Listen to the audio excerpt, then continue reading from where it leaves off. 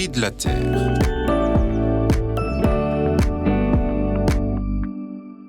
À l'approche du premier tour des législatives, les chroniqueurs politiques tentent de prendre du recul sur la campagne des européennes en France, ayant conduit aux résultats que chacun connaît.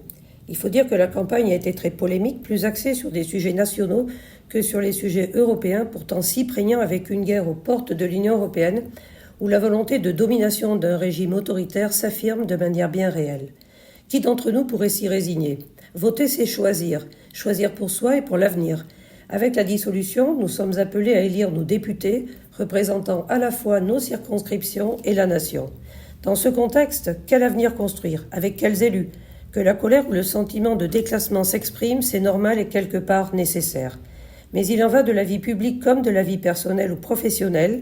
Décider sur un coup de colère n'est pas toujours le meilleur choix. Alors votre réflexe ou votre réflexion ? Choisir le député qui portera les aspirations de sa circonscription, c'est donner sa confiance à un représentant du territoire, ancré, engagé, accessible, porte-parole à l'Assemblée nationale. Et les parachutages sont souvent mal compris et amplifient le rejet de la gestion centralisatrice des partis politiques. La tonalité des médias nationaux pourrait nous le faire oublier, car c'est encore l'opposition des deux blocs extrêmes qui est sans cesse présentée et l'appel à choisir l'un ou l'autre. La mise en lumière médiatique des deux extrêmes de l'échiquier politique national pourrait sous-entendre des partis pris inquiétants.